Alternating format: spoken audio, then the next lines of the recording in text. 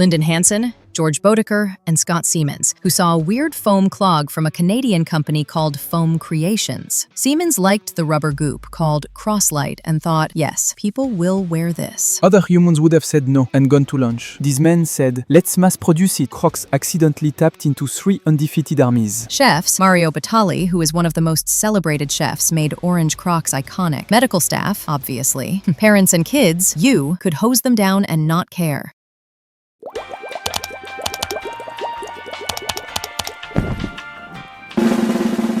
Before Crocs became a global punchline, and long before they showed up on fashion runways and celebrity collaborations, they were never meant to be a fashion product at all. The original idea came from something much simpler: practical footwear for boats. In the early 2000s, 3 co-founders, Scott Siemens, Lyndon Hanson, and George Bodecker, came across a foam clog design from a Canadian company. The material was called Crosslight. Lightweight, soft, anti-slip, and resistant to water. It wasn't pretty, but it worked. They bought the rights, shaped the first version, and named the company Crocs. The debut happened in 2002 at the Fort Lauderdale boat show. They brought 200 pairs. They sold all 200. No brand campaign, no TV promotions, just word of mouth from people who cared about comfort more than appearance. They didn't set out to build a fashion brand. They built something useful, even if it looks strange.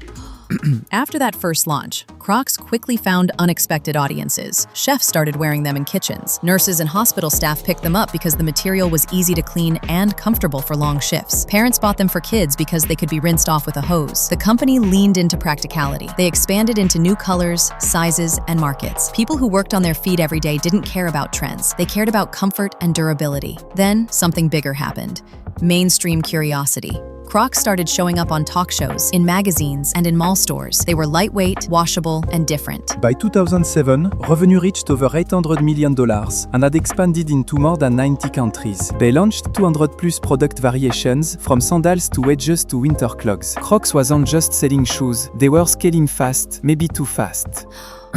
As Crocs grew, so did the criticism. Fashion writers called them unattractive. Comedians used them as punchlines. Headlines labeled them a design mistake. Some hospitals debated banning them for safety concerns. Despite all that, certain groups kept wearing them: nurses, restaurant workers, gardeners, and kids. But the broader market cooled down. The explosion of variations diluted their identity. The brand was making too many products for too many audiences without a clear strategy. In 2008, Crocs reported major financial losses. Overproduction left warehouses full of unsold inventory. They had grown too quickly without focusing on a central product or audience. The company closed stores. Thousands of employees were laid off. Their stock price dropped sharply. What was once a cultural curiosity now looked like a fading trend. The core problem wasn't just fashion backlash, it was strategic drift. They were making sneakers, boots, flats, and sandals, but none of those products were as recognizable or meaningful as the original clog. At one point, leadership within the company admitted they had lost clarity on who their customer was. Many people assumed Crocs was finished. Several years later, a major leadership shift triggered a different approach. Andrew Rees, who joined the company in 2014 and became CEO in 2017, focused on simplifying everything. He shut down underperforming stores. He scaled back production. He reduced the number of product lines.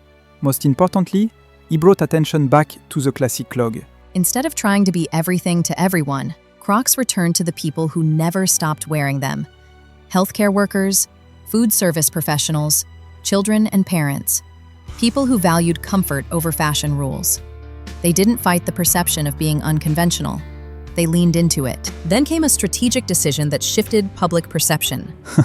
Collaboration with unexpected partners. This wasn't about chasing trends. It was about reintroducing the original product in new contexts. Examples included Post Malone, multiple limited edition drops that sold out in minutes, Balenciaga, KFC, it drew media attention. Justin Bieber's Drew House, 7-Eleven, and Pringles, and more. These weren't random stunts. Each collaboration spoke to a different audience: streetwear fans, high fashion watchers, pop culture enthusiasts, parents, nostalgia buyers and collectors. These limited releases didn't change the shoe. They reframed how people saw it. While Crocs was struggling in the mid-2000s, a woman in Colorado began designing small charms that could be attached to the ventilation holes. The charms were called gibbets. Crocs bought the company for $10 million in 2006. At the time, it may not have seemed like a major move, but it created something powerful: personalization. People could add symbols of their hobbies, humor, identities, and professions directly on the shoe. Nurses added hearts or stethoscopes. Kids added cartoon characters. Fans of brands added logos. The clog became not just a shoe, but a canvas for expression. Over time, society shifted toward casual wear, especially in remote work, hospital environments, and everyday routines. People were more willing to prioritize how something felt over how it looked. During the pandemic, Crocs saw a major sales increase. People working from home weren't dressing to impress, they were dressing to endure. Crocs fit that reality. The company didn't need to convince everyone. They focused on the people who already understood the product's usefulness, then built outward through collaborations and personalization. The classic clog